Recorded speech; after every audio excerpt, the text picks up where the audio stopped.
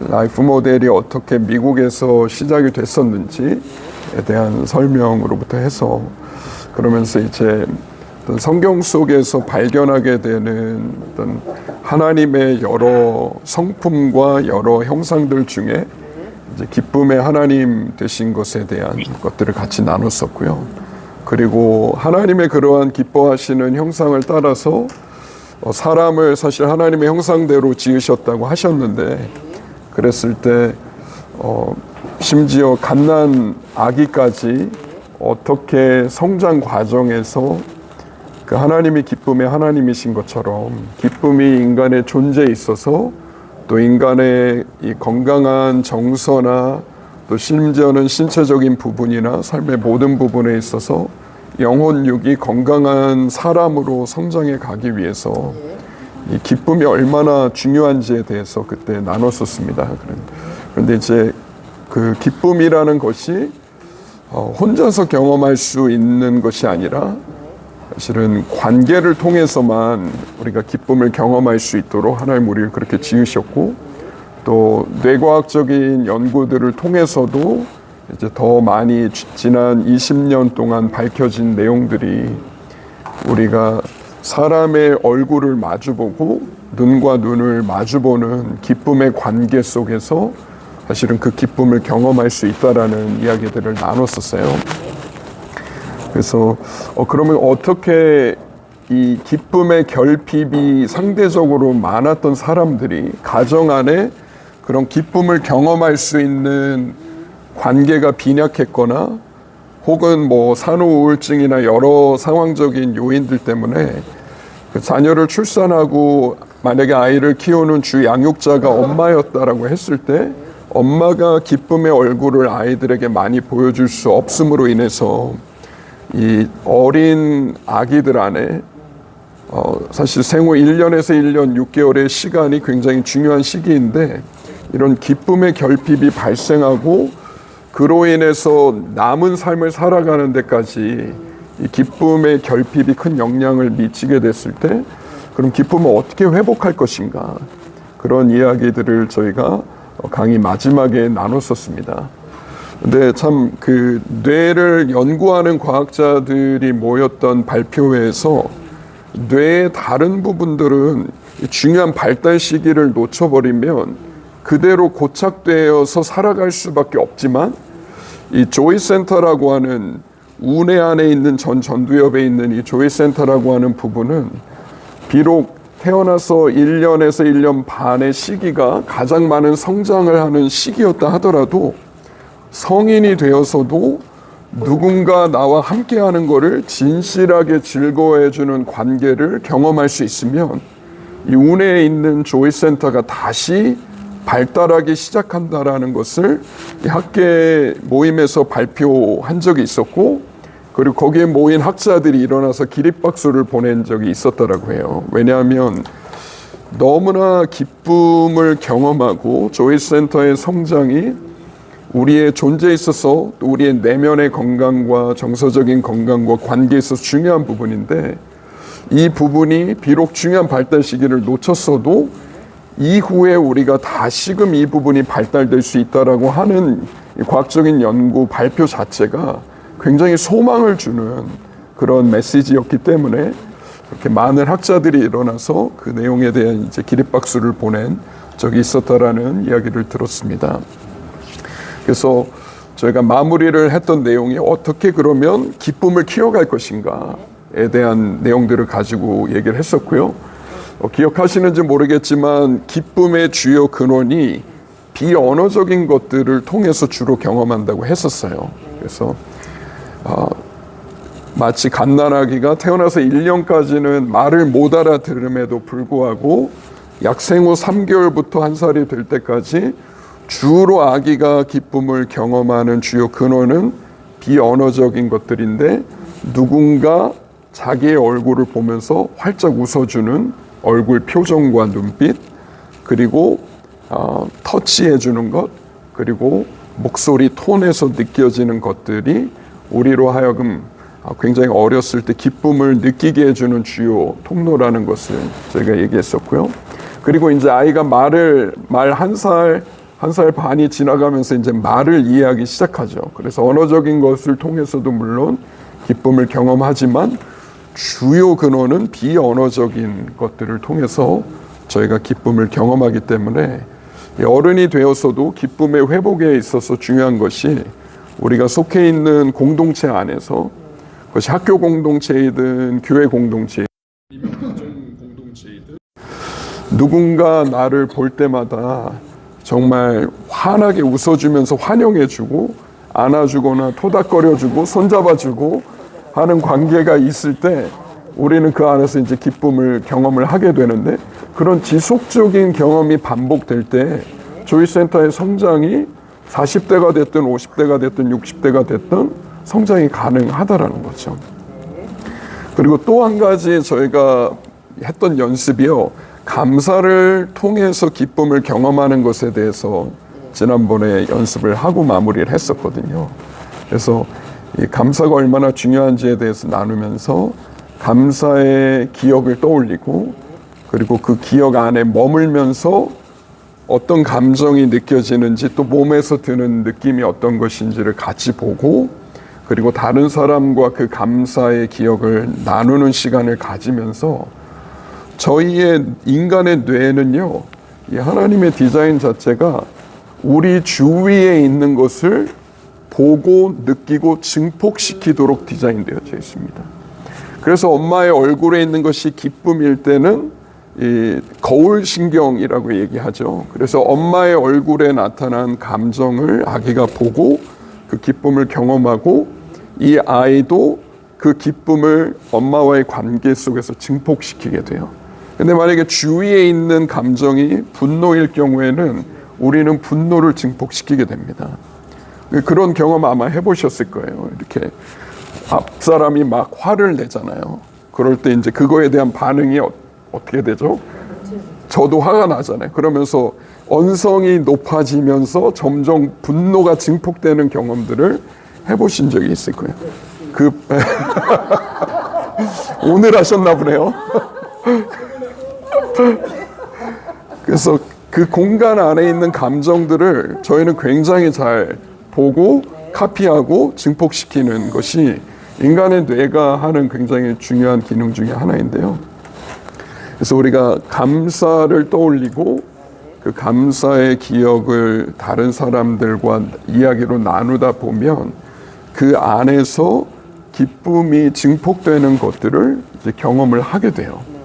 그래서 성경에서도 저희가 지난 시간 함께 살펴보았던 것이 이제 감사와 평강이 함께 다닌다라고 했었는데, 그 빌립보서 4장 6절 7절 말씀을 가지고 같이 나눴었죠. 그래서 사도 바울이 얘기했었던 아무것도 염려하지 말고 오직 모든 일에 기도와 간구로 너희 구할 것을 감사함으로 하나님께 아뢰라. 감사함으로 하나님께 아뢰라.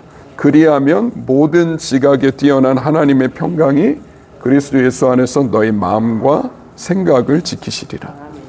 그래서 감사가 실제로 우리의 마음과 생각 가운데 평강을 경험하게 해주는 굉장히 중요한 통로이다라고 이야기를 했었고요.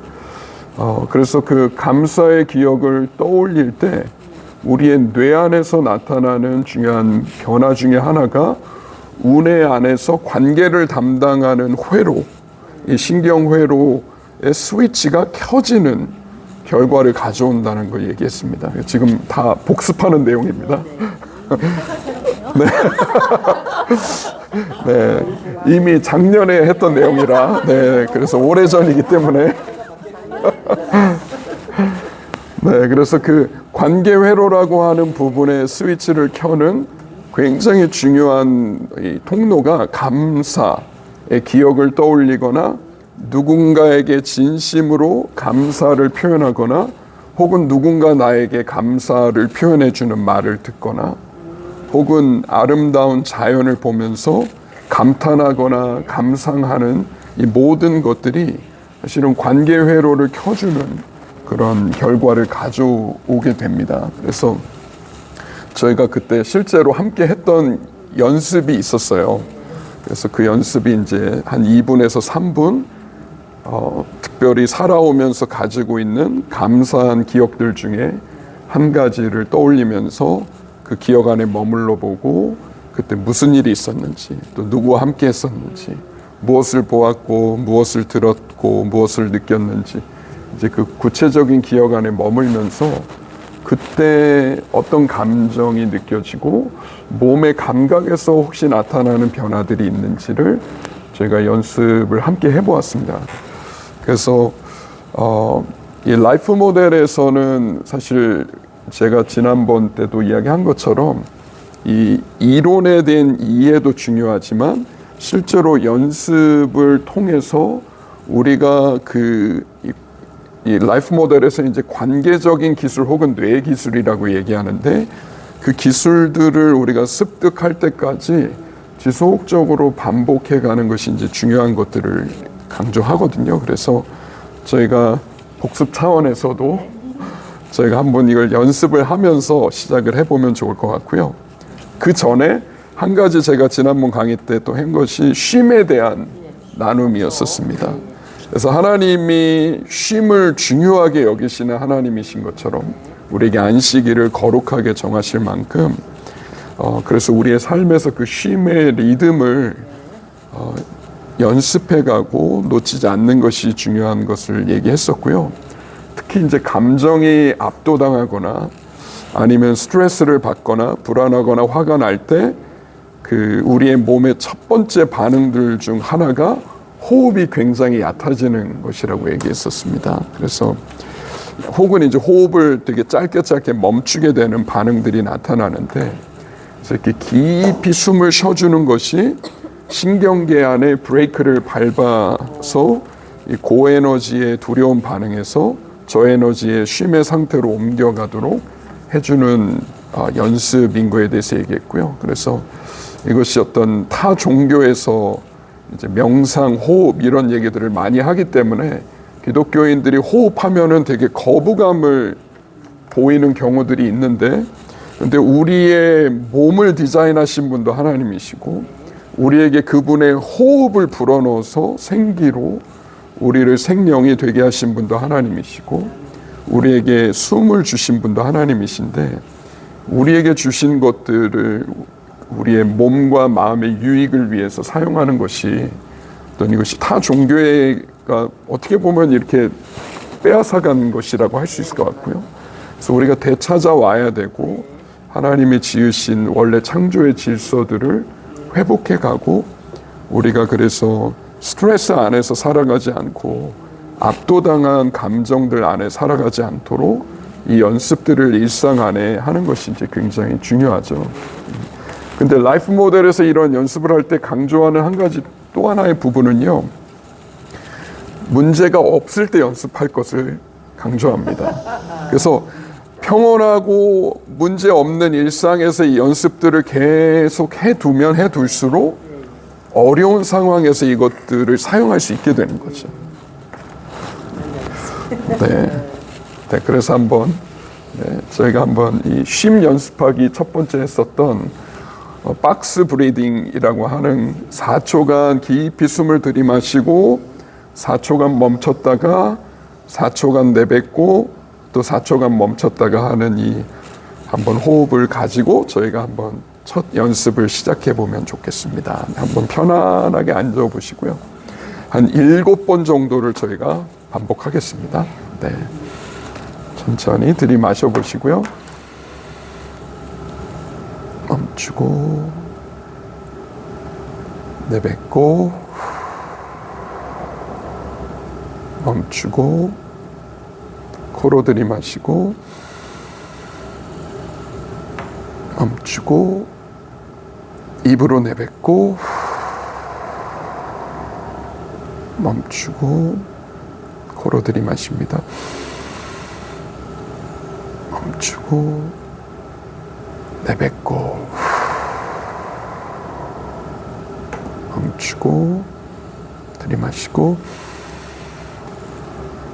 멈추고 내뱉고 멈추고 들이마시고 멈추고 내뱉고 멈추고 들이마시고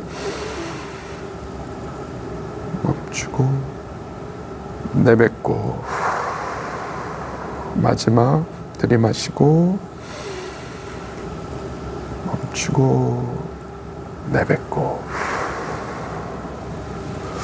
특별히 지난 한 주 혹은 지난 어제도 좋고 오늘도 좋고 돌아보시면서 나에게 감사했던 순간이 언제였는지 한 가지 기억을 떠올리시면서 그 감사의 기억, 좋았던 기억 안에 잠시 머물러 보시기 바랍니다. 그때 무슨 일이 있었고 어디에서 있었고 누구와 함께 했었고 뭘 보았고 어떤 냄새를 맡고 어떤 소리를 들었었는지 2분 정도 감사의 기억 안에 머물러 보겠습니다.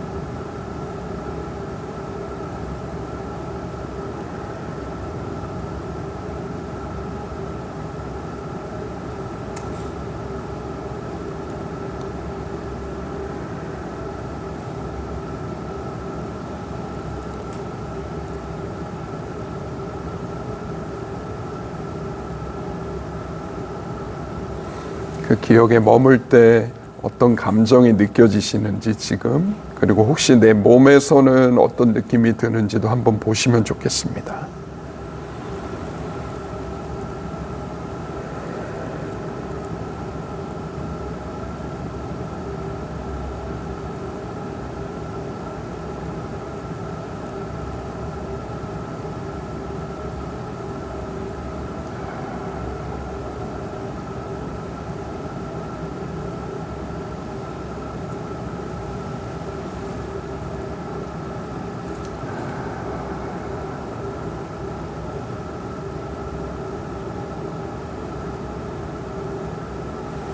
네, 그러면 한번 눈을 뜨시고, 저희가 지금 8명이거든요. 그래서 한번 2분씩 이렇게 같이 나눠보시면 어떨까요? 그게 어떤 감사의 기억이고, 기억을 떠올릴 때 어떤 감정과 혹시 몸에 느낌이 드셨는지 이렇게.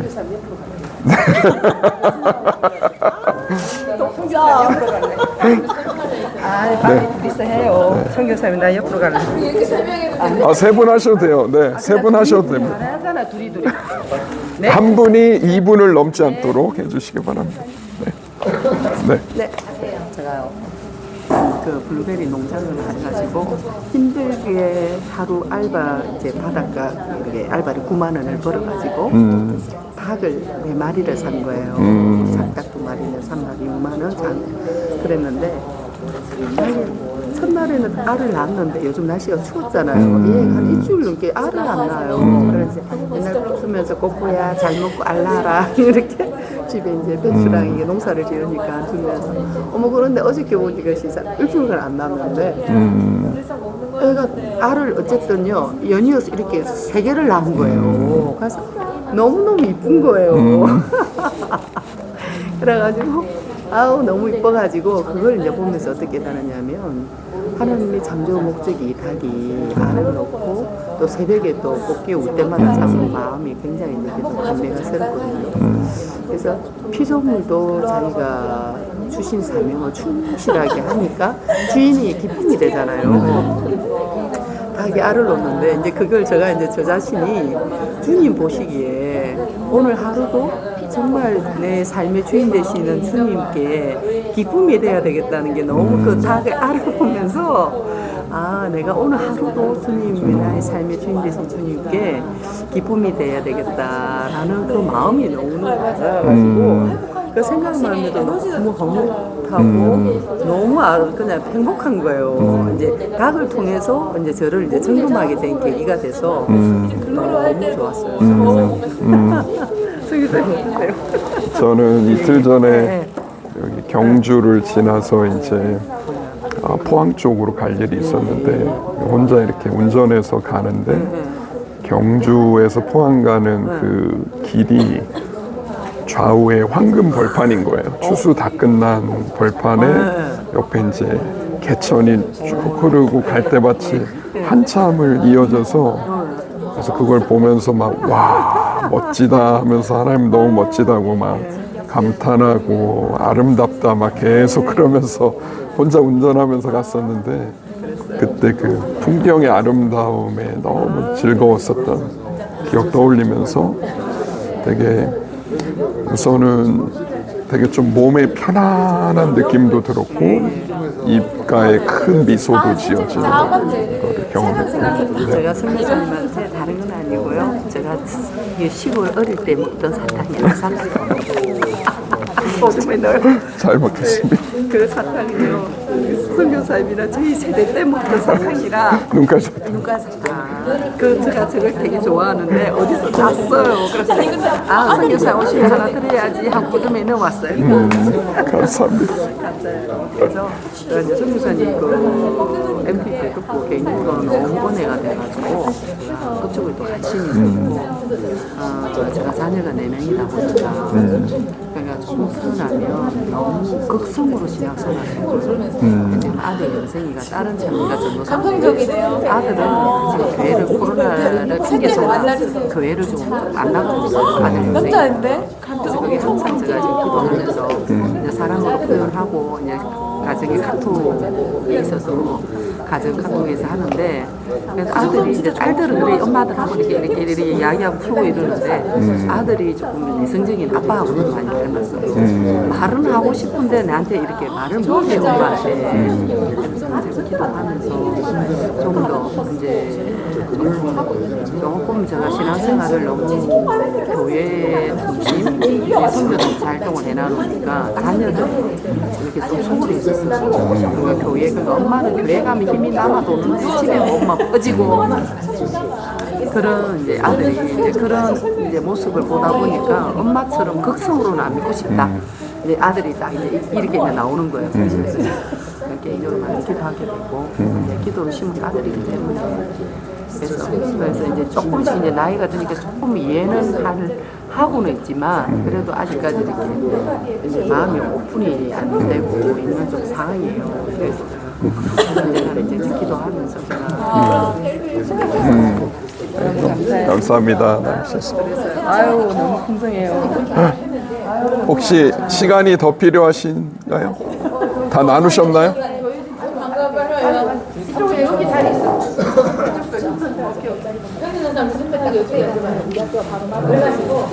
아니 아니 이쪽으로 안 해서 내가 성교사한테 연락하고 돼. 요 자리 내가 성교사 옆으로 갈게. 아무래도 짝을 들어 성교사에서 오케이. 아유 감사합니다. 나는 끝나고 어묵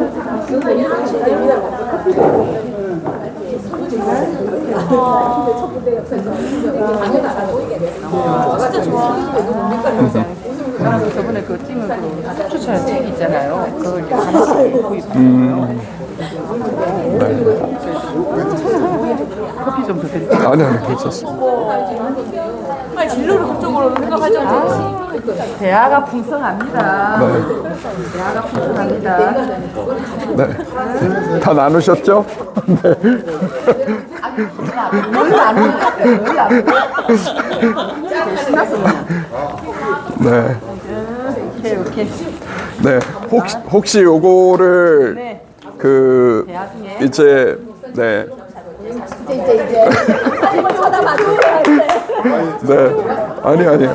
네. 이거를 가지고 혹시 그 교회에서나 가정에서나 다른 사람들하고 감사의 기억 연습을 하실 일이 있으시면 나눔을 하실 때 되게 중요한 부분이 있는데요. 이게 뭐냐면 기억, 감사의 기억을 떠올리고 그리고 느껴진 감정과 몸의 느낌을 나누잖아요.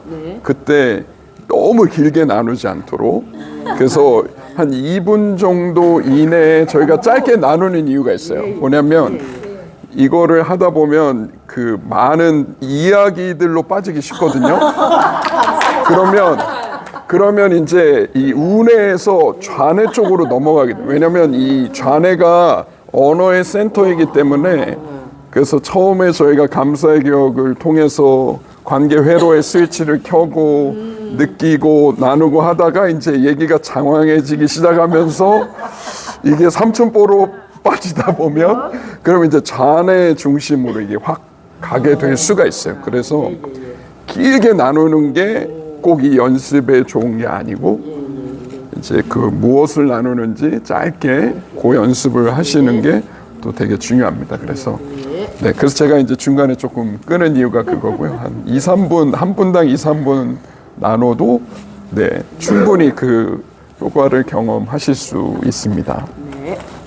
제가 사실 지난번 MT 때 이제 준비한 강의들 중에 마지막 부분이 이제 기쁨의 애착 관계와 트라우마라는 주제였는데 그때 제가 다 나누지 못했어요. 그래서 제가 오늘 하고 아마 다음에 또 뵐 때까지 아마 요 내용으로 좀 연결해서 나누게 될 것 같은데요. 사실 라이프 모델에서도 이 어떤 트라우마나 특별히 이제 애착에 있어서의 고통, 애착 고통이라고 하는 부분이 있거든요. 흔히 이야기하는 이제 우리가 사랑하는 사람과 사별한다든지 이제 중요했던 관계가 깨어진다든지 했을 때 뭐 요즘은 이제 반려동물을 키우는 사람도 많은데 심지어 반려동물이 죽었을 때 느끼게 되는 고통이 깊잖아요. 그래서 심지어 장례식장까지 생길 정도로 이제 그런 어떤 애착의 고통이라는 것이 인간이 느낄 수 있는 고통 중에서는 가장 큰 고통이라고 합니다. 근데 라이프 모델 훈련 안에서는 첫 해에 애착의 고통을 바로 들어가지 않아요.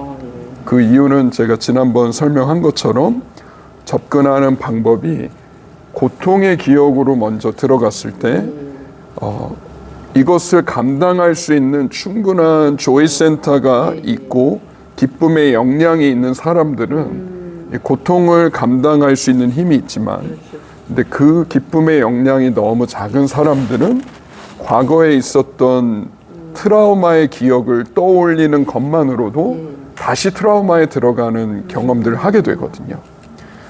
마치 저희가 감사한 기억을 떠올릴 때 저희가 샬롬을 경험하고 기쁨을 경험하는 것처럼 고통의 기억을 떠올리게 되면 거기에서 느껴지는 고통스러운 감정들이 있어요. 그래서 라이프 모델은 이제 3년에 걸쳐서 이 훈련을 하게 될 때 1년에 일주일씩 모여서 훈련하고 나머지 1년을 살면서 연습해 가도록 하는 훈련인데 애착의 고통을 다루는 부분은 사실은 3년 차에 들어가서 하게 됩니다.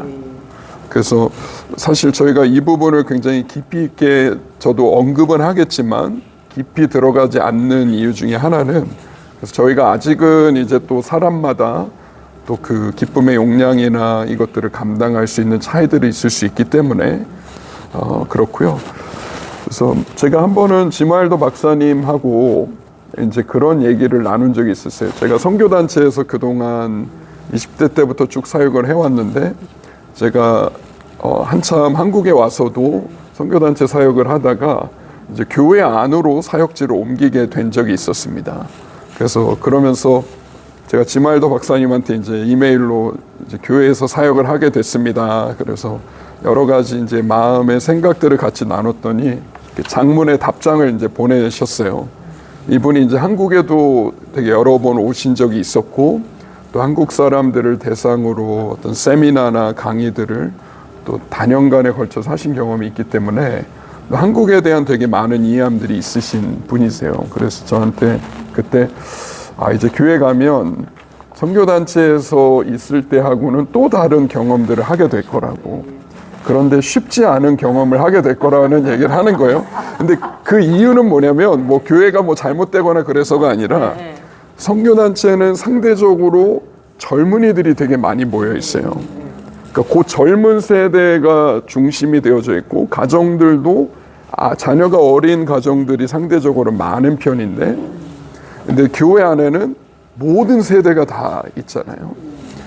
그러면서 이제 지말도 박사님이 하셨던 얘기는 뭐였냐면, 한국 사회가 가지고 있는, 한국이 특별히 윗세대가 가지고 있는 트라우마가 있는데, 그거는 일제시대의 36년의 시간들을 지나가면서 사실은 한국의 모든 가정과 모든 세대가 36년 동안 어마어마한 트라우마를 지나갔던 시기가 일본이 이 땅을 이제 통치하던 시기에 벌어진 일들이었던 거죠.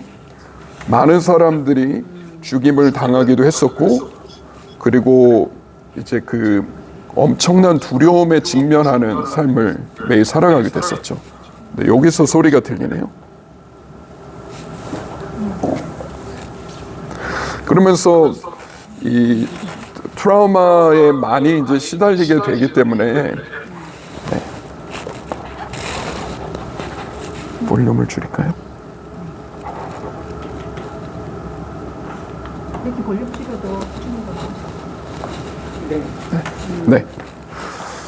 그래서 그 트라우마를 무려 36년 동안 모든 이 나라의 사람들이 지나갔었고, 그리고 나서 끝났다 싶었는데 또 남북이 쪼개지고 3년 동안 전쟁이 벌어지고 수백만이 죽게 되는 이 상황이 40년에 걸쳐서 이제 일어났을 때, 지말 박사님의 표현에 따르면 40년 동안 이 모든 세대가 이 어마어마한 죽음의 고통과 두려움에 끊임없이 노출되는 삶을 살 수밖에 없었기 때문에 이 엄청난 트라우마를 겪게 되고 나서 벌어지는 일들이, 그것이 사람들의 삶에 있어서 관계에 많은 걸림돌이 되고, 이것이 이 성숙으로 가는 데 있어서의 발목을 붙잡는다라는 표현을 쓰시는 거예요.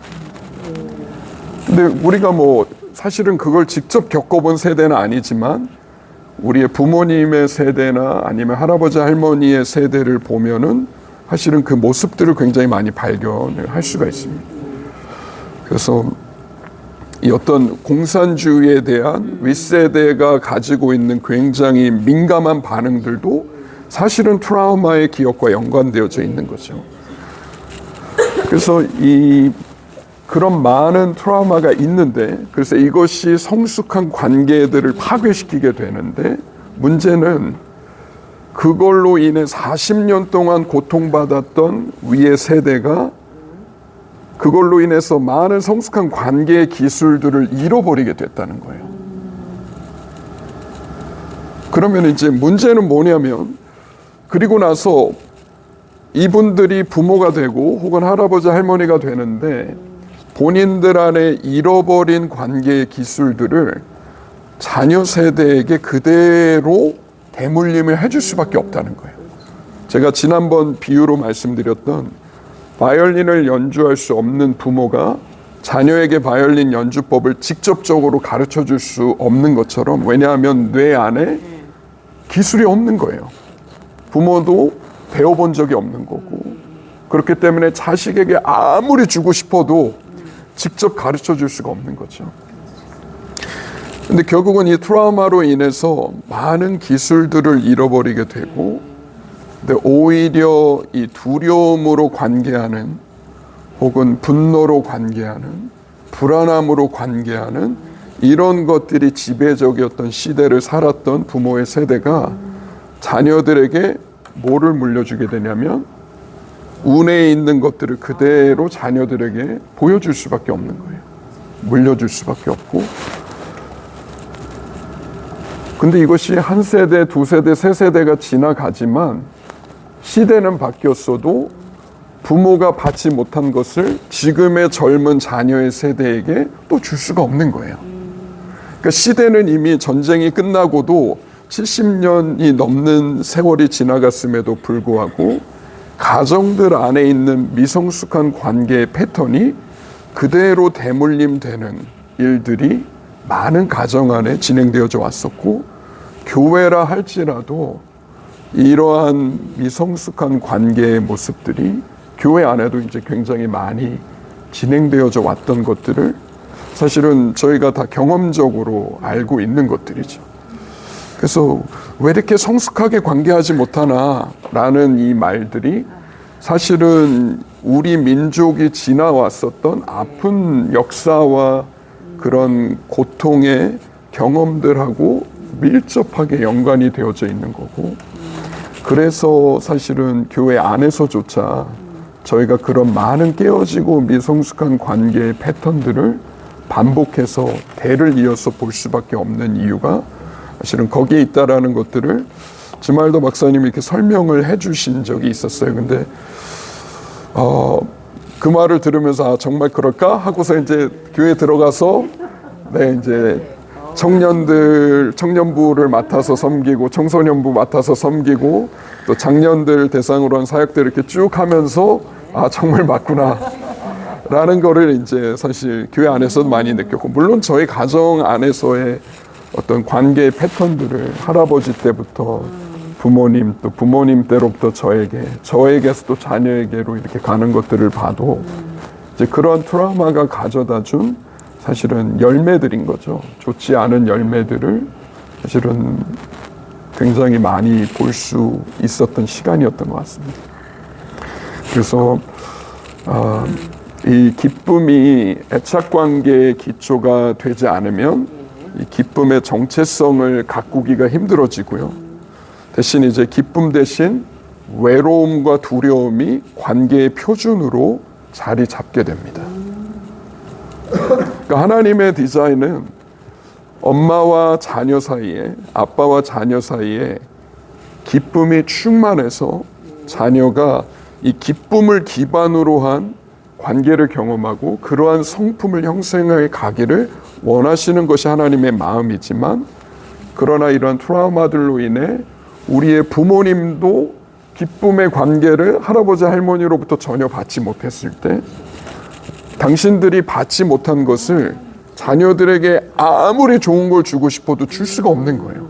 그러니까 많은 부모님들이 그래서 열심히 희생하고 땀 흘려 일하고 하면서 이제 물질적으로 좋은 집, 좋은 교육, 좋은 것들은 많이 해줄 수 있었지만, 그러나 돈이 해결해 줄 수 없는 이 관계적인 부분에 있어서의 결핍들이 사실은 우리의 가정들 안에, 많은 가정들 안에 대물림되어져 내려왔었던 것이죠. 그래서 이 기쁨이 애착관계의 기초가 되지 않을 때 우리의 정체성은 두려움과 불안, 고통에 대한 반응으로 이제 형성되게 됩니다. 그러면서 이제 저희는 이 자신의 약점을 가리기 위해서 이 가면을 쓰기 시작합니다. 굉장히 빠른 시기부터 이 일이 시작이 돼요. 10대 초반부터 사춘기로 접어드는 이 시기부터 자기 안에 있는 연약함들을 다른 사람들이 볼까봐 이거를 감추기 위해서 이제 우리는 가면을 쓰고 다른 사람들과 관계하기 시작합니다. 나에게 아무런 문제가 없는 척하면서 그렇게 이제 하다 보면 관계 안에서 이제 이렇게 되는 거죠. 그러니까 막 친구들끼리 모여가지고 차 마시고 맛있는 거 먹고 수다 떨고 그때는 이제 막 재밌게 막 그러는데 끝나고 돌아갈 때는 굉장히 마음이 허전한 거예요. 왜냐하면 진짜 마음과 마음이 깊이 만나는 관계를 서로가 가면을 쓰고 있기 때문에 자기에 있는 연약함들이나 상처들이나 불안함이나 고통들을 보여주기 힘들어서 가면을 쓰고 서로 관계하다 보면 진짜 속마음과 속마음끼리 만나기가 쉽지가 않은 거죠. 그러니까 굉장히 피상적인 정도에서 그냥 재밌는 시간들을 보내고 헤어지는 정도의 일들이 이제 반복될 수밖에 없는 것이고요. 그리고 이런 해결되지 않는 내면 안에 고통이 많을수록 이런 감정 아니면 관계 두려움을 처리하기 위해서 이제 기쁨과 비슷한 자극을 주는 가짜 기쁨을 탐하게 됩니다. 그래서 저희가 지난 시간에 그런 음식이나 미디어나 영화나 아니면 게임이나 혹은 잘못된 관계나 성적인 쾌락이나 심지어 일이나 사역들과 같은 것들을 통해서 저희가 이제 기쁨과 굉장히 비슷한 자극을 이제 경험하고 그것들에 중독되는 삶을 살아가게 되는 것에 대해서 얘기들을 나눴었죠. 그리고 이러한 기쁨이 결핍되어 있으면 저의 사람의 뇌 구조와 화학적인 특성과 조직이 기형이 될 수밖에 없게 됩니다. 마치 부모의 세대가 기쁨이 결핍된 삶을 살면서 자녀에게도 그런 충분한 기쁨을 표현해 줄 수 없었고 보여줄 수 없었고 그런 기쁨의 시간들을 보낼 수 없었다면 이제 우리의 뇌의 관점에서 봤을 때는 구조와 화학적 특성과 조직이 기형이 될 수밖에 없는 거죠. 오늘 신문 기사 중에 이 이케아라고 하는 가구 회사 있잖아요. 거기에서 이제 이 집과 가족에 대한 설문조사를 한 게 뉴스로 실렸더라고요. 근데 보셨는지 모르겠는데 많은 나라 30몇 개 나라 사람들을 대상으로 한 설문조사에서 보니까 한국 사람들의 여러 가지 이제 특징들이 나타나는데 집에서 혼자 있는 거를 제일 좋아하는 사람들이 한국 사람이 1위가 나온 거예요. 그 중에서. 그러면서 그냥 혼자 있는 거를 즐거워하는 거. 근데 가족들과 함께 하면서 즐거운 시간을 보내는 것에서 기쁨을 찾는다라고 응답한 비율은 한국이 굉장히 낮습니다.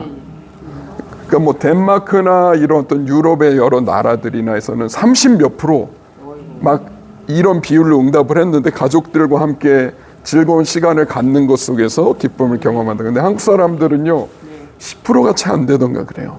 그러니까 그게 그렇게 중요한 삶의 부분이 아닌 게 돼버린 거예요. 그래서 굉장히 이제 개인주의화되고 혼자 있는 것에 익숙해지는 것이 이제 점점 날이 갈수록 어떤 지금 사회의 어떤 패턴이 되어져 가고 있는데 한국이 어떤 유럽의 그런 나라들이나 아니면 미국이나 이런 데보다도 더 빠른 속도로 그 일들이 진행되고 있다라는 거죠.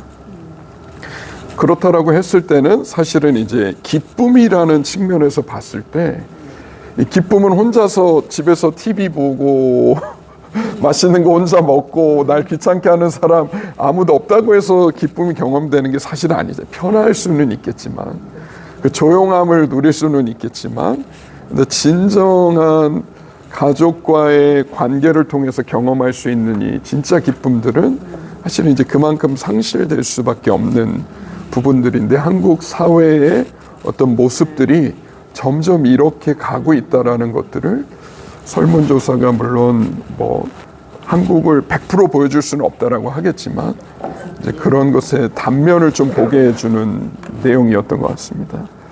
그래서 이제 이런 기쁨이 결핍될 때 관계적인 애착의 센터, 타인과 유대관계를 맺는 뇌의 부분들의 발육이나 혹은 이제 두려움과 불안 중추 센터 이 부분에 이제 삶과 관계와 주변 세상을 평가하는 부위의 발육에 이제 손상이 생기게 되고요.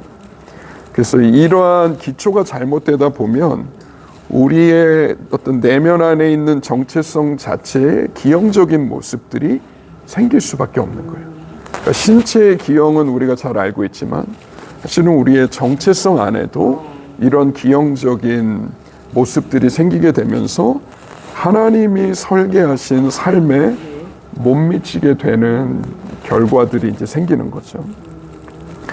그래서 저희가 잠시 좀 트라우마에 대해서 조금 더 자세한 이야기들을 해보면 좋겠는데요. 이 트라우마를 크게 두 가지 유형으로 구분해서 이렇게 설명합니다. A형과 B형이 있는데요. 이 B형, 타입 B 트라우마라고 하는 것은 이제 B는 뭘 의미하냐면 영어로는 bad things의 줄임말이에요. 그러니까 나쁜 일들. 일어남으로 인해서 생기는 트라우마들인 거예요. 예를 들어서 이제 우리 역량으로 감당할 수 없는 나쁜 일들인데 언어적인 학대, 정서적인 학대, 신체적인 학대, 성적 학대 등으로 인해 생기는 트라우마들이 타입 B에 속하는 트라우마들이고요. 그래서 이 기쁨이 결핍된 환경에서 자란 사람일 경우에 기쁨의 역량 자체가 부족하기 때문에 힘이 많지가 않기 때문에 이러한 B형 외상을 스스로 해결할 수 있는 능력이 굉장히 부족하게 됩니다. 그래서 이제 쉽게 자극을 받고 괴로운 감정에 잘 빠지게 되고 그러면서 이제 상대적으로 거짓 기쁨을 탐하게 되기가 쉬운 거죠. 근데 이제 A형 트라우마라고 하는 것에서 A는 뭐의 약자냐면요. absence of good thing이에요. 그러니까 좋은 것들의 부재, 필요한 것들의 부재가 A, absence의 줄임말입니다. 그러니까 우리가 건강한 사람으로 성장하기 위해서는 건강한 정체성, 몸의 성장에 꼭 필요한 좋은 것들이 있는데 이런 것들이 부재함으로써 우리에게 생기는 트라우마들인 거죠. 그래서 이 성장기에 만성적인 기쁨의 결핍, 환경에 노출되어 살아간다거나 유기되거나 방치되거나 아니면 역량 결핍이 발생하거나 적절한 신체 접촉이 결핍된다거나 근데 이제 저희가 흔히 상처의 치유, 내적 치유 이제 이런 것들을 얘기할 때 보통 뭐에 많이 이렇게 포커스가 맞춰지냐면 이런 학대들, B형 트라우마에 많이 쏠리는 경향이 있어요. 왜냐면 그거를 우리가 잘 기억하거든요. 나에게 아픔이 된 사건들이었기 때문에 신체적인 폭력이었든지 누가 말로 나에게 상처 준 일이었든지 성적인 학대였든지 어떤 이런 타입 B의 트라우마들이었을 때는 보통 우리가 그래 나한테 치유가 필요해 라고 생각을 하는데 근데 어떤 면에서 우리에게 더 깊이 악영향을 미치는 트라우마가 A형인 경우들이 많이 있어요. 왜냐하면 A형 트라우마의 경우는 오랜 시간 반복된 경우가 많기 때문입니다. 그러니까 예를 들어서 부모님이 자녀들과 충분한 기쁜 시간들을 보내주고 함께 놀아주고 하는 것은 자녀의 이 정서 발달에 있어서 굉장히 중요한 부분인데 부모님이 예를 들어서 아이가 어렸을 때부터 맞벌이를 했다거나 늘 사역으로 바쁘셨다거나 했을 때 이 아이와 함께 해줄 수 없는 시간이 적었던 것은 한 번, 두 번 있었던 일이 아니라 계속 그랬던 거예요. 그럼 이게 장기간 지속됨으로 인해 생긴 트라우마들인 경우에는 어떤 때는 우리가 인식을 못하는 경우가 있어요. 이게 트라우마였다라는 거를 인식하지 못하고 그냥 넘어가는 경우들이 있습니다. 그러면서 이제 우리가 그냥 머리로 이해하려고 하는 거죠. 이래서 부모님이 바쁘셔서 부모님이 하나님의 일을 하시니까 등등등. 근데 사실은 우리에게 너무너무 필요한 것들이었는데 빠져버린 거거든요. 그리고 그것이 우리의 삶에 가져다 준 트라우마가 분명히 존재했지만 이제 이거를 인식하지 못하고 가게 되는 경우들이 많이 있어요. 그래서 이 트라우마에도 이제 이런 A형과 B형 트라우마가 있는데 이제 이런 A형 트라우마로 인해서 기쁨의 역량이 낮아지고 또 감정 조절이 안 되고 대인관계에 만족이 없어지고 그러면서 당연히 이제 뇌가 거짓 기쁨을 탐할 수밖에 없겠죠. 그래서 정상으로 보이기 위해서 아까도 표현했던 가면을 써서 내 안에 결핍된 관계의 기술을 가리려고 합니다. 왜냐하면 정상적인 관계가 뭔지를 오랫동안 경험해 보지 못했고 배워본 적이 없었기 때문에 내 안에 있는 부족한 관계의 기술들이 있는 거예요. 근데 이게 언제 많이 나타나냐면 결혼해서 애를 키워보면 나타나기 시작해요. 그럼 내가 받아본 적이 없다 보니까 아이와 어떻게 놀아줘야 되지? 모를 수가 있는 거예요. 아이와 어떻게 이런 시간들을 잘 보내줘야 되는 거지? 내가 받아본 적이 없는데 마음은 좋은 걸 주고 싶은데 내 안에 모델링이 빠져 있는 거죠. 그래서 사실은 부모님들이 되게 씨름하게 되는 부분들. 그래서 이 정상이 뭔지 모르기 때문에 일단 부족한 것들을 우리의 가면 속에 이렇게 숨기면서 살아가려고 하는 이 경향들이 우리 삶 안에 이제 많이 나타날 수가 있는 거죠. 그래서 이런 A형과 이 B형 트라우마에 대해서 저희가 같이 얘기했는데 혹시 들으시면서 질문 있으신가요? 여기까지? A형에서요. 네. 자기 자신도 이런 트라우마가 있는 줄 모르고 네. 지냈다는 게 굉장히 지금 저 자신도 점검이 되거든요. 네. 그러니까 오랜 시간 동안 그렇게 했기 때문에 이게 내가 지금 트라우마가 가지고 있는지도 없는지도 모르고 지금 한마디로 나 자신은 내가 모르는 거예요. 가장 지금 그런 부분. 그러면서도 제가 저 자신을 봐도 가면을 쓰는 경우가 많거든요. 왜 그러냐면 그걸 저는 자녀를 키워보면서 내가 받아본 거는 자녀들에게 가르쳐주고 이게 되는데 받아보지 않은 거는 제가 자녀들에게 이게 어떻게 해야 될지 모르는 때가 참 많았거든요. 예, 이런 부분에 조금 더 네. 설명 좀 해줬으면 좋겠어요. 네. 뭐 예를 들어서 이제 저희가 어려서 성장할 때 부모님이 같이 신체적으로 많이 안아주고 예, 예. 신체적인 터치를 많이 해주신 부모님과 함께 자랐으면 예. 그걸 통해 경험하게 되는 기쁨을 저희가 이제 많이 맛봤겠죠. 그러면 이거는 뭐 책으로 가르쳐줘서가 아니라 부모님과의 관계 속에서 경험했던 것들이에요. 우리의 운의 안에 가지고 있는 관계 기술들인 거죠.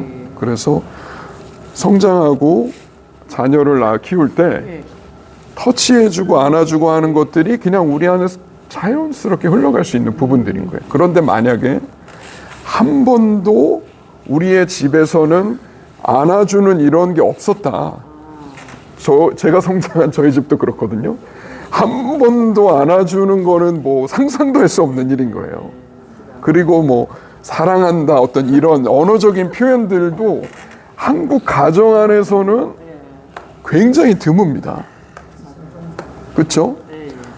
제가 지난번에 이거 말씀드렸는지 모르겠는데 제가 이걸 중국에서 한번 강의했는데 그 강의를 듣고는 한 30대 사업하는 형제가 아버지한테 가서 따진 거예요. 아니 왜 나는 성장할 때 한 번도 사랑한다는 얘기 안 해주셨냐. 그랬더니 중국인 아버지가 하신 말씀이 야 그건 서양 사람들 방식이야. 중국 사람들은 중국의 부모는 속으로 사랑한다. 속정이죠, 속정. 근데 한국 아시아권의 문화가 되게 비슷해요. 이 사랑을 말로 표현하지 않죠. 그리고 신체적인 터치가 많지 않아요. 근데 이러한 것들이 사실은 우리의 존재에 있어서 굉장히 필요한 부분이거든요. 심지어 이런 연구 조사도 있었어요. 이제 일찍 엄마의 임신되고 일찍 태어난 아이들이 있잖아요. 이제 조사나라고 미숙아로 태어난다라고도 하는데 일찍 태어나면 보통 이제 인큐베이터 안에 이렇게 눕혀놓고 이제 젖병으로 우유를 먹이고 하면서 어느 정도 이제 성장할 때까지 기다리잖아요.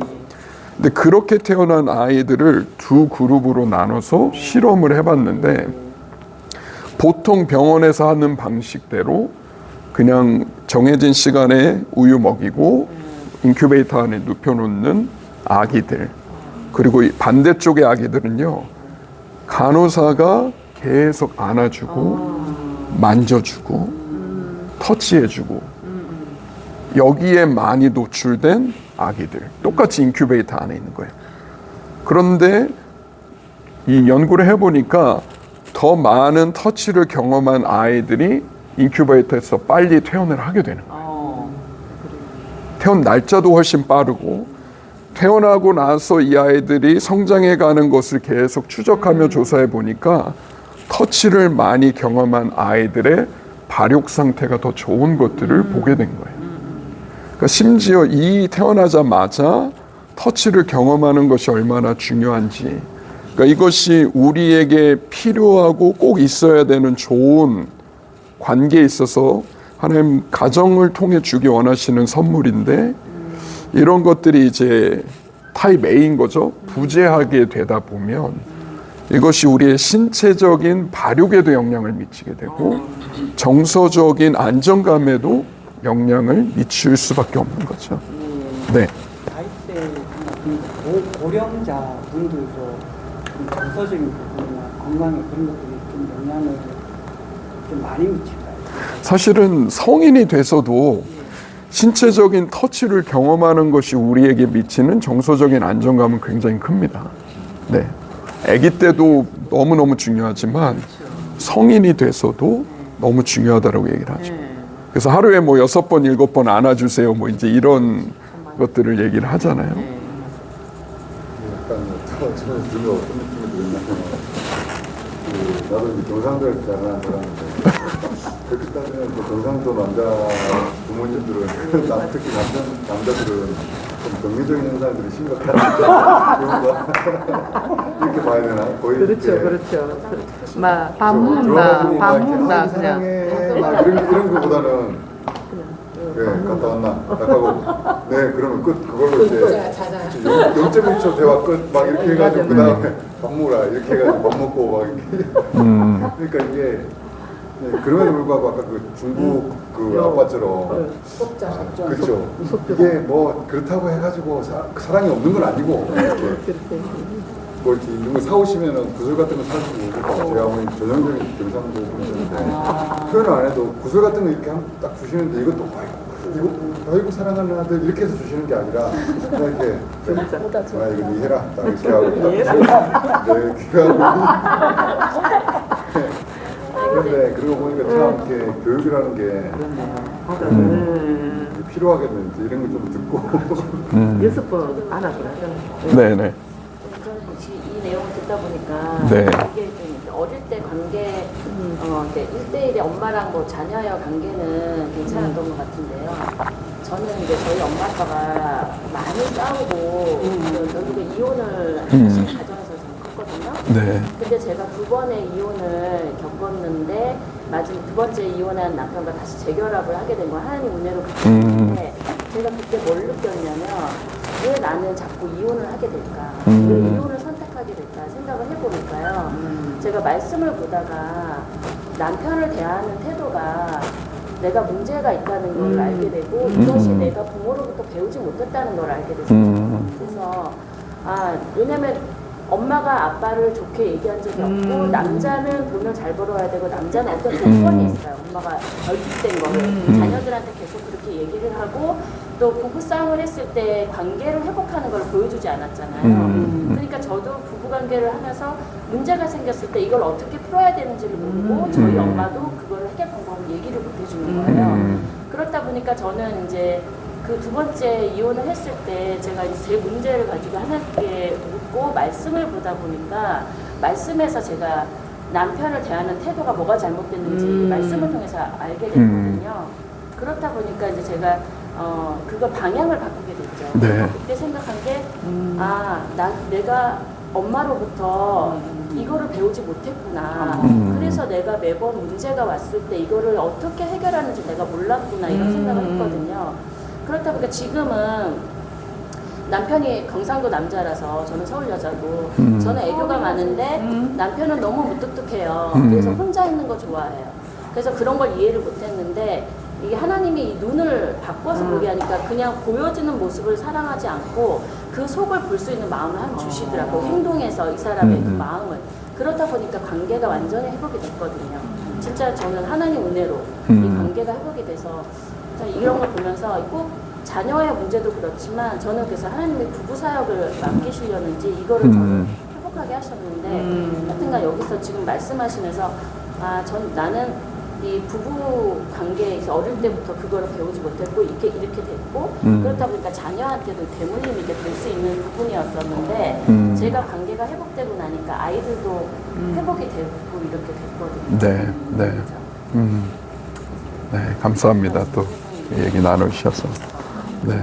근데 사실 저희가 이제 이혼을 하게 되는 많은 커플들을 대상으로 이제 조사를 해보면 이혼 사유 중에 제일 큰 부분이 이제 성격 차이로 보통은 표시하잖아요. 혹은 이제 뭐 돈 문제로, 요즘 돈 문제가 많이 올라오기도 했는데, 근데 결국은 성격 차이라는 것은 뒤집어 놓고 얘기하면 성격은 같은 사람은 없어요. 그렇죠. 굉장히 다른데, 근데 성격의 차이가 생겼을 때, 그걸로 인한 갈등과 긴장이 발생했을 때, 이 갈등을 어떻게 해결해야 되는지 내 안에 성숙한 관계 기술이 없는 거예요. 그리고 상대방 안에도 이게 없으니까 나의 미성숙함과 상대방의 미성숙함이 이제 피 터지게 부딪히면서 결국은 이제 극단적인 결과로 가게 되는 이제 이러한 것들이 사실 뭐 부부 관계뿐만 아니라 우리의 교회 안에서의 어떤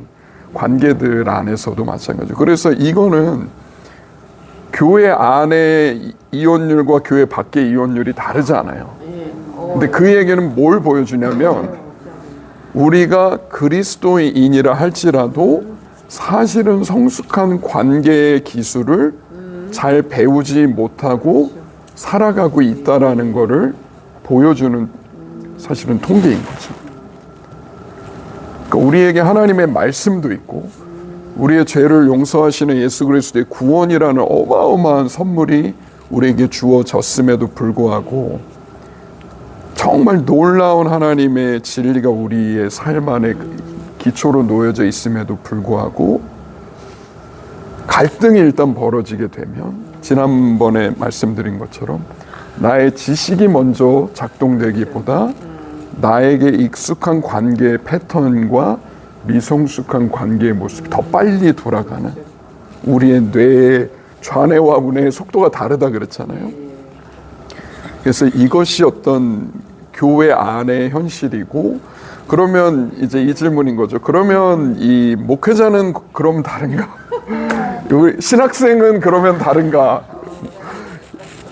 저도 이제 뭐 신학교에서 공부를 했지만 그러면 다른가? 솔직히 뭐 이렇게 열어놓고 보면은 다르지 않아요. 왜냐하면 우리가 뭐 특별히 더 성숙해지는 관계의 어떤 뭐 특별한 훈련을 받은 건 아니잖아요. 그러니까 신학교 안에서도 사실은 우리가 그런 내용들을 배울 수 있는 기회는 많지 않은 것 같아요. 그러니까 수업 듣고 이제 그런 부분들은 있지만 정말 성숙한 관계의 모델링을 보면서 배우고 나의 삶의 연약함들을 나누고 이렇게 할 수 있는 기회는 그렇게 많지는 않은 것 같더라고요.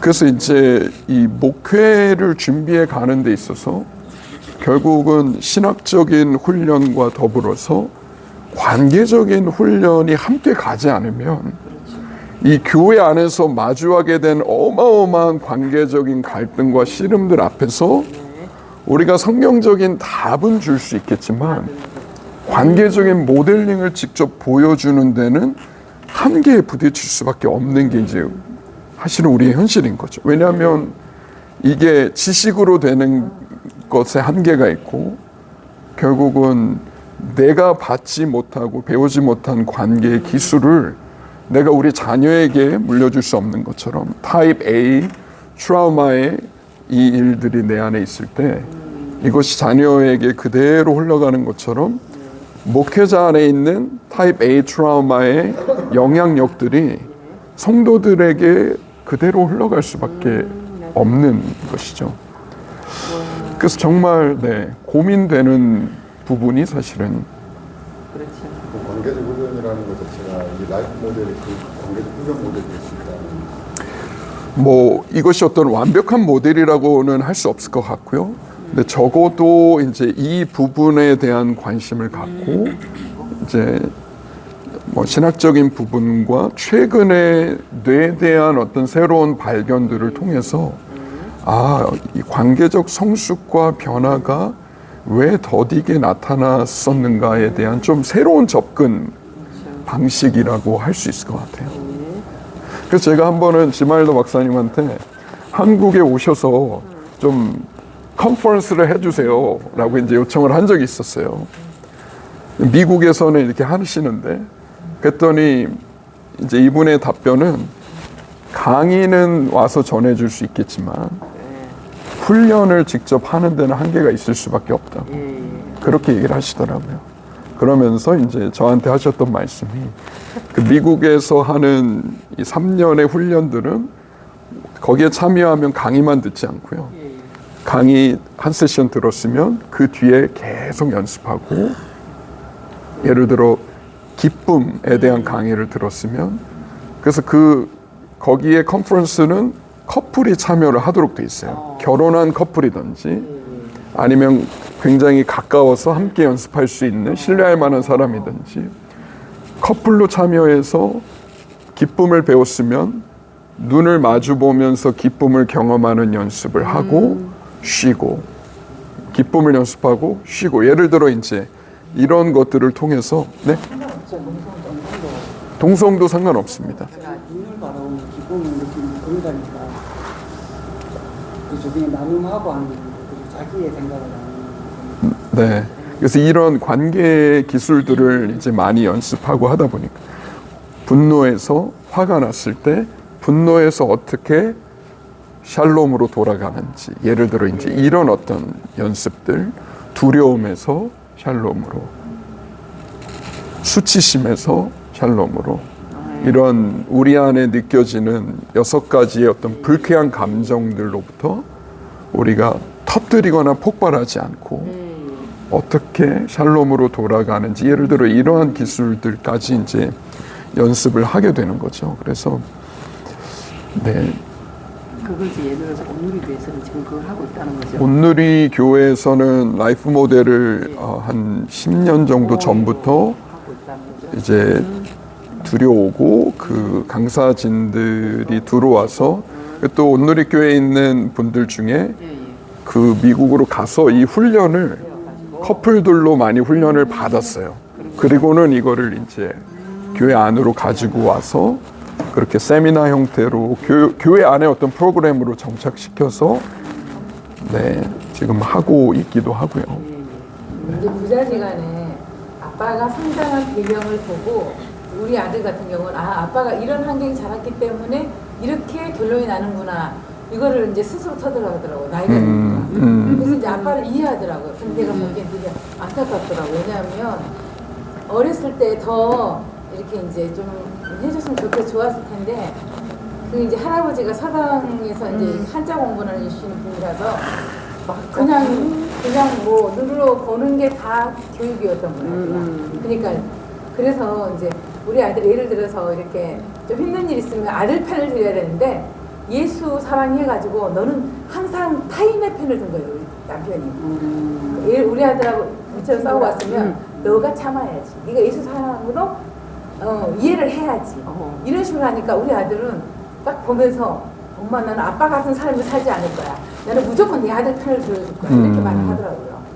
그래서 이제 애가 크니까 아빠가 자라온 환경, 이거를 이해하면서 아빠는 그럴 수밖에 없었겠구나, 그렇게 얘기를 하니까 조금 더 이제 네. 제가 옆에 있는 애가 좀 많이 좀 했더라면, 나는 아빠랑 같이 편을 들었거든요. 근데 예수 사랑하고 니랑 동생하고 이렇게 했거든요. 근데 나중에 이제 우리 아들이, 엄마 이럴 때는 그렇게 하는 게 아니고 아들 편을 들어줘야 된대요. 왜 엄마는 타인 편에서 항상, 아빠는 타인 편에서 서서 결론을 냈느냐, 이렇게 항의할 때 정말 할 말이 없었어요. 근데 이제 커서 이런 환경에서 컸고, 기독교라는 그런 울타리에서 한 40년 이렇게 생활하다 보니까 40년, 제 남편하고 만난 지가 거의 40년 다 돼가거든요.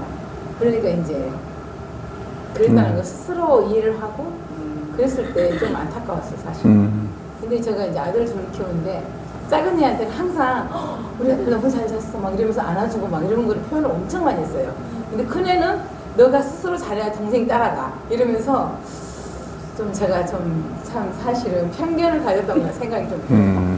내가 그냥 잘해주면 되고 나는 네가 어렸을 때 안 해준 게 없어. 태권도, 운동 모든 체력장 거 다 해줬는데도 불구하고 내 동생보다 훨씬 못하잖아. 이런 생각이 좀 들었어요. 동생은 아무것도 안 했는데도 잘 크더라고요. 그래서 좀 그런 것들에 대해서 제가 되게 많이 해결하고 근데 큰일을 내가 이렇게 안아주려면 엄마 됐어요. 이러는데 작은 애 와서 다 이렇게 안겨요. 귀여워. 그래서 제가 참 많이 반성을 하는데 좀 그런 것 같아요. 그래서 엄마 됐어요. 뭐 이럴 때도 있어요. 이제 자기가 좀 그런 생각이 좀 드는 것 같아요. 그리고 이제 좀 그래요. 아무튼 제가 여기 왕 이성으로 공평하게 돼야 돼. 하나님은 정의로우신 하나님 이성으로 해갖고 아까 이야기하신 거를 좀 적용을 해보면 네. 사람 보통 자기랑 비슷한 스타일의 아이를 좋아하더라고요. 네, 맞아요. 그렇죠. 내가 이렇게 사랑을 줬을 때 나 같으면 와가지고 살갑게 안길 텐데 안 안긴다. 그럼 낯설거든요. 어떻게 대할 줄을 몰라요. 근데 대신 안기는 애는 이렇게 하고 근데 놀라운 건 뭐냐면 안 안기는 애가 남편 닮았어. 그러면 그때는 이제 그 남편이 너무 사랑스럽고 그러면 괜찮지만은 가끔씩 아빠 닮아가지고 지 아빠 닮아가지고 이렇게 가고 이게 보니까 그래서 이제 나는 나 닮은 아들을 이해하죠. 그러니까 아내는 나 닮은 아들을 이해를 잘 못하더라고요. 옆에서 이 코멘트를 달아주잖아요. 저거는 지금 심리 상태가 이렇다는 이야기다. 그래서 이때는 이렇게 해주면 된다. 나는 좀 나이가 들고 이게 산전수전 하다 보니까 어떻게 하는지를 배웠는데 우리 아들은 모르더라고요. 그걸 전혀 모르고 아내도 경험을 안 해보니까 모르더라고요. 그거 보면서 아까 이야기하신 그게 딱 맞는 것 같아요. 네, 네. 경험을 해보고 맞아요. 나눠줄 수 있는. 오케이. 내 눈안에 내 마음에 있는 아들은 무엇을 해도 다 이뻐요. 정말 이뻐요. 나 한 번은 위로한 적이 없어. 진짜 너무 이뻐가지고 너는 당연히 이렇게 잘해낼 줄 알았어. 이렇게 하는 거예요. 막내 아들. 작은 아들 그렇게 하는 거예요. 성경에 야곱과 에서가 나오군요. 성경이 나오군요. 야곱과 에서가. 아니 솔직히 표현이에요. 네. 미안하고 되게 의식적으로 네. 영도도 얘 큰애는 10만 원, 얘 작은 애 5만 원 정도 그렇게도 해봤어요. 표현을 좀 해야겠다. 왜냐면 오늘 이제 어떻게 보려고 많이 용서합니다.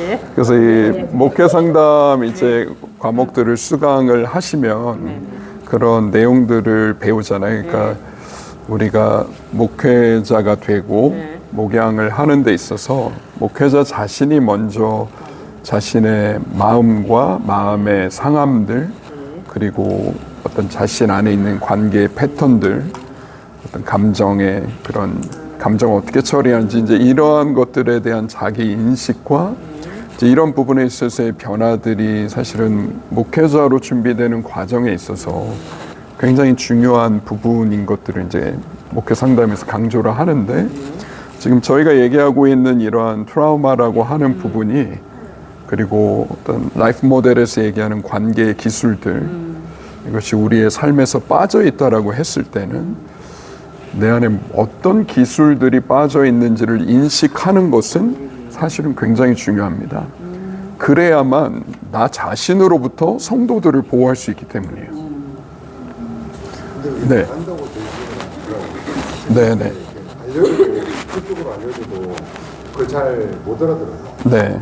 그래서 이게 제가 볼 때는 어느 순간에 자연스럽게 그 스킬을 터득해야지 적용이 가능한데 원리만 알려준다고 해가지고 되는 건 아닌 것 같다. 네. 원리를 알려줘도 이것이 나의 문제구나 라고 받아들이기가 쉽지가 않죠. 네. 왜냐하면 굉장히 이제 우리가 스스로에 대해서 보지 못하는 부분들이 너무 많이 있기 때문에 좋은 강의다. 되게 중요한 내용이다. 여기까지. 남 이야기라고 생각하고 자기는 안 그렇다고 네. 생각하는 네. 포함해서.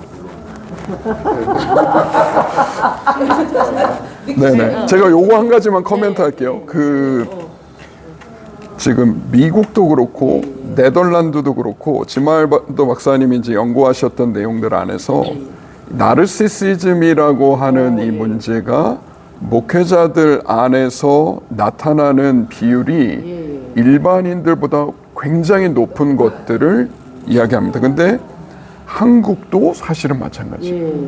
그래서 이 나르시시즘의 문제가 목회자들 안에 심각하다라는 얘기는 이제 두 가지 측면에서 볼 수가 있는데요.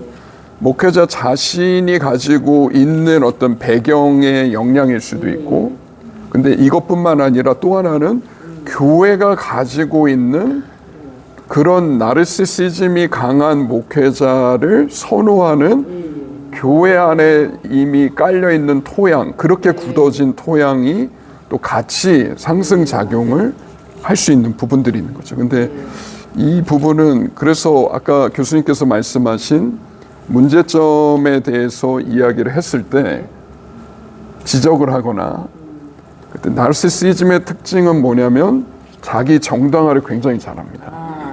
그러면서 이것을 나의 문제로 받아들이지 않는 특징이에요. 근데 이거 사실은 이 신학생들로서는 굉장히 좀 두려울 수 있는 부분인 거예요. 내 안에 나르시시즘의 문제가 일반인들보다 더 높게 자리 잡고 있을 가능성이 있다는 거예요. 게다가 저희는 하나님의 말씀을 연구하고 가르치는 이 자리에 서게 되잖아요. 그러다 보니까 나는 하나님의 진리를 아는 사람, 가르치는 사람이라고 하는 우리의 이 사고방식이 누군가 우리에게 해주는 조언들과 이 제안들을 받아들이는 것이 굉장히 어렵게 만들 수 있는, 주의 종이라고 하는 어떤 이 타이틀과 이것이 사실은 우리 안에 있는 여러 연약함들을 직면하지 못하게 가로막는 장애물이 사실은 될 수가 있는 거죠. 그래서 굉장히 많은 기도하시는 분들이 있어요. 무섭더라고요. 기도해가지고 이미 나를 알고 있고, 기도해서 상황도 알고 있고, 거의 다 이제 그런 경우가 이제 좀 답이 안 나오는 그런 케이스. 그래서 제일 무서운 게 영적인 교만이라는 거. 저는 표현을 해요. 그러니까 받은 만큼, 체험한 만큼 자기가 제일 높은 거예요. 그래서 그런 부분이 지금 송 교수님 말씀하시던 목회자의 자리에서 자기를 정확하게 모르고 이 또 나르시즘 뭐 멀리 볼 거 없어요. 저 자신을 봐도 강해요. 저 자신을 봐도 강해요. 네. 정서적인 미성숙함이 있는 상태에서 영적인 은사를 강하게 받게 될 때 이제 이것만큼 무서운 조합이 없는 거죠. 왜냐하면 굉장히 많은 상함을 주위에 있는 성도들에게 흘려보내기 쉽거든요. 굉장히 미성숙한 방식으로 하나님이 주신 은사들을 잘못 사용하게 되는 경우들이 이제 교회 공동체 안에서나 여러 뭐 기도원이나 여러 현장 안에서 선교단체도 마찬가지고 나타나는 이 부작용들을 보게 되죠. 아까 질문 있으시다면. 아까 분노, 두려움, 수치심 이런 부정적인 감정을 이야기하실 때 네. 그게 이제 샬롬으로 가는 걸 훈련한다고 했는데 이제 저는 이제 분노 같은 거나 이런 걸 이제 터뜨리고 막 이렇게 말을 해야지 이제 그게 해결됐다고 생각을 하거든요. 네. 근데 그게 샬롬으로 가는 거는 그냥 제가 생각만을 했을 때는 그냥 그런 것들이 해결되지 않고 그냥 살짝 눌러놓는 게 아닌가 그런 생각이 들어요. 화가 났는데 샬롬으로 가는 어떤 이것이, 그러니까 이제 표현하고 터뜨리고 하게 되면 이제 분명히 내 분노는 표현했는데 그 결과가 있잖아요. 내 주위에 사람들이 널브러져 있어요. 그렇죠. 그 분노의 화살을 맞고 사람들이 다쳐 있는 거죠. 피를 막 철철 흘리는. 그래서 나는 표현해서 속 시원하다 할 수 있지만 사실은 그렇기 때문에 이게 건강한 방법은 아닐 수 있는 거고, 그렇다고 그러면 분노를 누르는 게 샬롬으로 가는 건가? 누르면 어떻게 되냐면 화병에 걸립니다. 그리고 이 우울증에 빠지게 돼요. 분노 억압이 사실은 우울증으로 가는 원인 중에 하나거든요. 우리의 몸도 상하고요. 그러니까 터트리는 곳은 주위 사람들을 상하게 하고, 누르고 억압하는 건 나를 상하게 하고, 그래서 이 분노에서 샬롬으로 간다라는 게 분노를 누르라는 얘기는 아니에요. 근데 분노의 이면에 있는 게 뭐냐면 고통이거든요. 그러니까 나를 지금 상하게 한 그 고통이 너무 큰 거예요. 근데 이 고통이 만져지는 것이 사실은 우리가 분노를 다뤄가는 데 있어서 굉장히 중요한 부분인 거죠. 나의 영역을 누가 침범했던지, 나를 누군가 공격하거나 무시했던지, 그걸로 인한 상한 마음이 내 안에 사실은 있는 거죠. 그래서 이 고통에 다뤄지는 것을 통해서 샬롬으로 가는 걸 이야기하는 거지, 그냥 누르세요 해가지고 그걸로 샬롬을 찾는 걸 얘기하진 않아요. 그러면 이렇게 분노가 찼을 때 선교사님은 어떻게 이렇게 샬롬으로 가는 과정을 체험합니까? 뭐 저도 여전히 연습해가는 과정 중인데요. 저희가 지난번 MT 때 연습했던 한 가지는 숨 쉬는 거 하나 있었고요. 정말 도움됩니다. 그래요. 일단 내가 너무 흥분 상태다.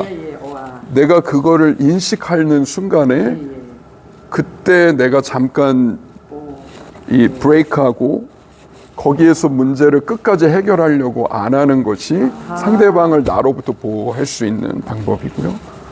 잠깐 우리 나중에 얘기하자 하고 숨을 쉬고, 그리고 또 기억하시나요? 샬롬 for my body 해서 이거 하고 내가 두려울 때 주님을 의지하겠습니다.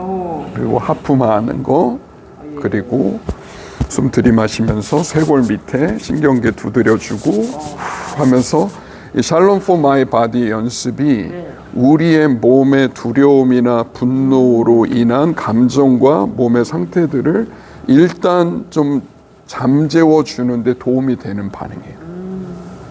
그래서 이 두 가지가 생각보다 많이 도움이 되고요. 그리고 나서 이제 나의 이 고통의 부분들을 좀 풀어갈 수 있는 방법들이 있죠. 예전에 제가 처음에 그 성교사를 시작할 때 찬양팀이 되게 어려웠거든요. 그 중에 하나가 왜 어렵나 싶었더니 안에 들어봤더니, 나 솔직히 이야기할게. 이거 딱 이야기하고 나서 그 다음에 자기가 생각하는 걸 이야기해줘요. 근데 이게 굉장히 파괴적이에요. 그렇죠. 자기가 느꼈던 감정을 요가 없이 그대로 남아야 하는 입장에서 그냥 계속 꼭 근데 그게 한 사람 하잖아요. 그러면 돌아가면서 있고.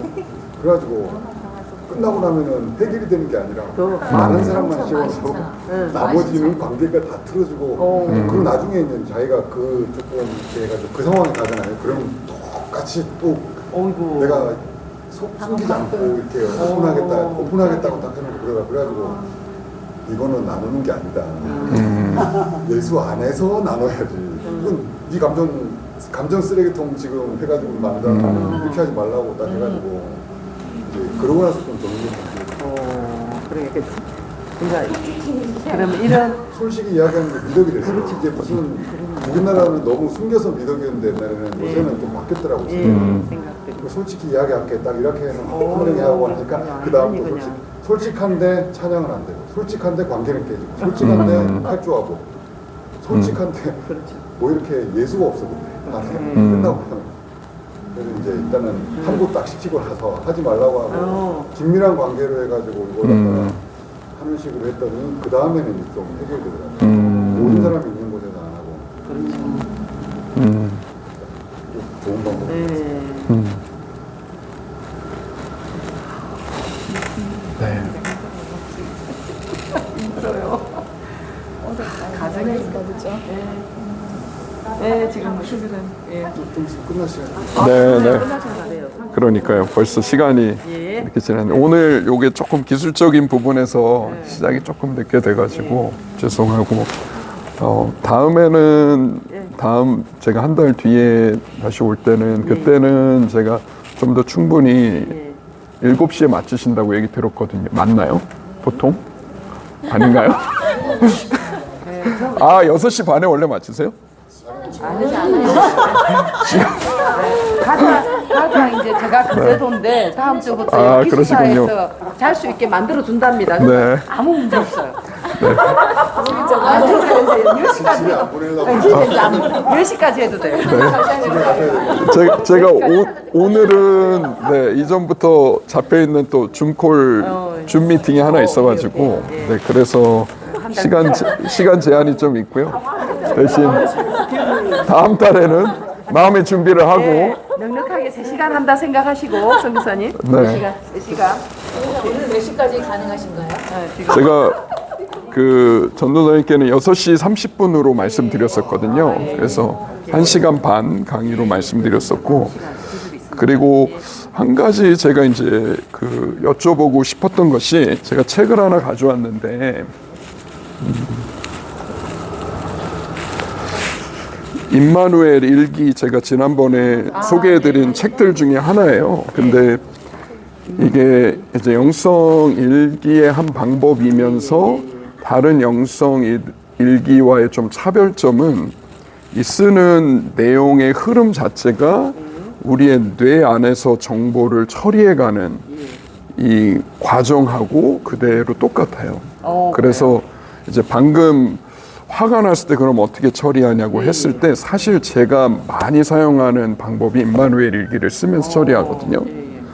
그래서 분노든지 두려움이나 불안함이든지 제 안에 어떤 강한 감정들이 느껴지는 게 인지가 될 때, 이전에는 저는 주로 이제 마취시키는 방법을 많이 사용했어요.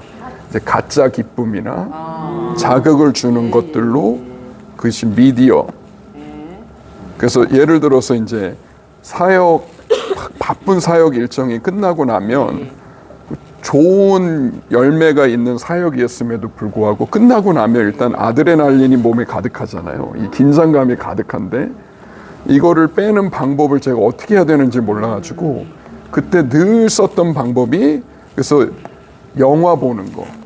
그러니까 그냥 TV 앞에 앉아가지고 영화 2편 보면서 좀 쿨다운 시키려는 방법을 주로 사용했었는데, 아, 이게 도움이 되지 않는구나라는 걸 이제 좀 알게 되고, 그래서 임마누엘 일기를 이제 제가 배우고 연습하면서 사역이 딱 끝나고 났을 때 좀 일기를 쓰면서 하나님과 시간을 보내고, 그러면서 내 마음 안에 일어나고 있는 감정이나 생각들이 무엇인지를 좀 하나님과 함께 인식해 가고, 그러면서 다시 샬롬을 찾아가는 것들을 이렇게 연습을 하면서, 이 연습이 제 삶에 있는 여러 가짜 기쁨을 탐하고 중독에 익숙했던 삶에서 나오는데 굉장히 많은 도움을 줬었어요. 그래서 제가 한 가지 여쭤보고 싶은 것은, 지금 이제 물론 다들 바쁘시겠지만 그래도 아직 방학 중이시니까 그래서 혹시 이 책을 한번 좀 읽으시고 한 달 뒤에는 이 책의 내용을 가지고 같이 해보면 어떨지.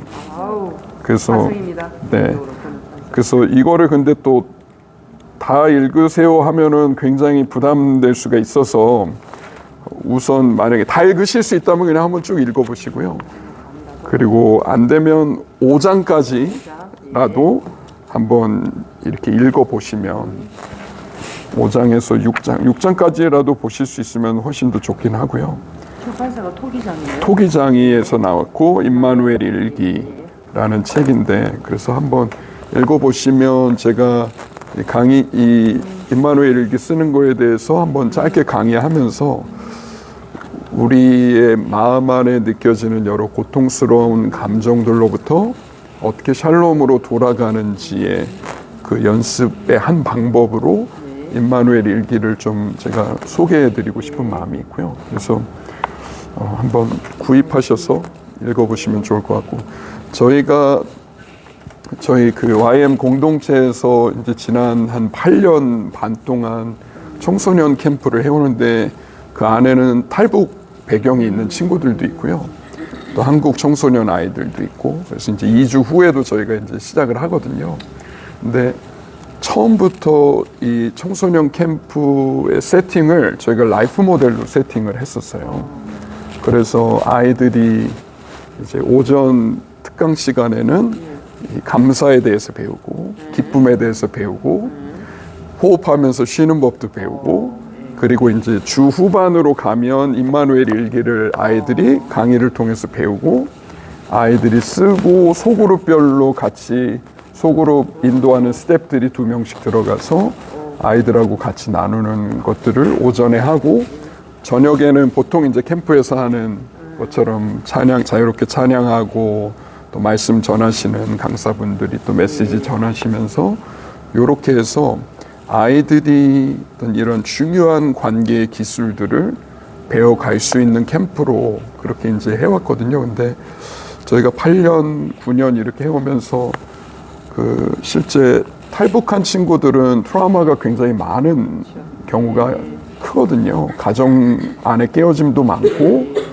뭐 붙잡혀서 북송됐다가 또 나온 아이들 그런 친구들도 있고 근데 그런 트라우마가 많은 아이들이었는데 굉장히 하나님을 깊이 만나기 시작하고 하나님과 일상 안에 이제 동행하는 삶들을 살아가게 되고 트라우마에서 많이 회복되는 것들을 저희가 이제 시간이 지나가면서 이렇게 봤었어요. 그러면서 한 7년쯤 지났을 때 이게 우리가 그동안 캠프라는 사역을 한 게 아니고 저희 캠프 이름이 조이풀 유스 캠프인데 조이풀 공동체를 하나님 세우게 하신 거였구나.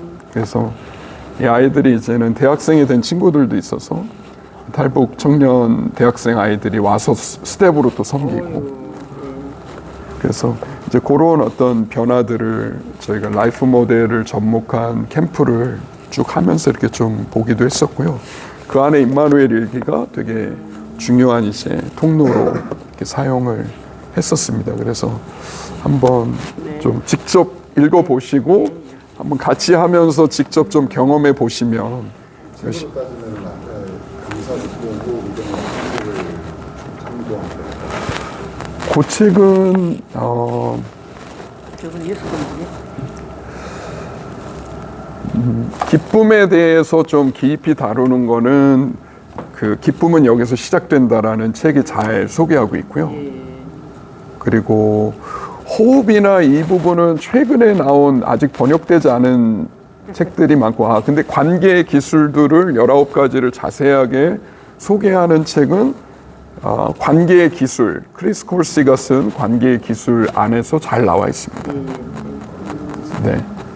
근데 이런 어떤 호흡이나 이 부분들은 제가 한번 찾아보고 말씀드릴게요. 네. 영문으로 최근에 나온 책들이 교수님은 가능합니다. 네. 그래서 그 책들이 그 연습들을 최근에 이제 많이 하는데 근데 아직 한국말로 번역되지 않은 책들이 몇 권 있어가지고. 네. 교수님이 필히 원문을 보시고 저 정리해 줄 애들한테도 가르쳐 주세요. 교수님. 이거를 그러면 요번 여름에도 하시는 예, 아까 말하던 청소년 캠프요? 예. 네, 조이풀 캠프는 2주 후에 양평에서 저희가. 네. 여기도 양평. 네. 그러면 실례지만 그게 혹시 학생들 네. 뭐 수련회비는 어떻게 정도예요? 회비도 중요하지. 저희가 5박 6일로 해요. 네, 5박 6일. 그래서 기간이 좀 길고 그래서 멀리 가서 하는 거라 조금 비싸요. 그렇죠. 네. 그래 합니다. 20만 원. 20만 원. 네.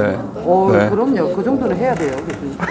프로그램 소개해 주실 수 있으면 그렇죠. 예. 네네. 네네. 그러니까 청소년이면 중고등학교. 네, 중고등학교. 몇 명 정도 오나요? 이번에는 한 아이들만 80여 명 될 것 같고요. 스태프들이 한 85명. 스텝이 더 많네. 왜냐하면 저희가 이 연습이 중요하고 맞아요. 안전한 소그룹을 아이들이 경험하는 게 중요해서 스태프들이 따라하기 힘들고 아니에요. 처음 오는 스태프들도 많이 있는데 그래도 이제 그렇죠. 네, 좀 아이들에게 안전한 캠프로 그러니까 아이들 관계를 보고 경험하는 게 중요한 캠프여서 그래서 좀 스태프들이 너무 막 일로만 바쁘면 그렇게 할 수가 없잖아요. 그래서 충분한 숫자의 스태프들이 좀 같이 가도록 그렇게 하고 있습니다. 성교사님 우리는 10달에 만나는 거죠 지금 또. 그렇죠. 와, 책 열심히 읽고요, 성교사님. 다음에는 3시간 이상 생각하시고 오셔야 됩니다. 다음에는 좀 더 길게. 질문을 제가 할 때 때 10가지를 준비를 해가지고 올 테니까 네. 선교사님 10가지 제가 확실히 제가 통독을 하고 선교사님 당자가 되죠. 네, 한 시장에 있어 다 같이 하면 되겠네 생각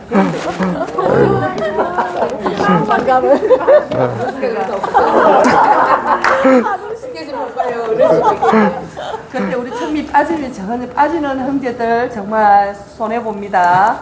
네, 다음에 왜냐 계약을 하니까 그죠? 10달이니까 네. 너무 감사합니다. 네, 또 귀한 자리에 어쨌든 이렇게 또 초대해 주셔서 너무 감사하고요. 아우, 너무 감사합니다.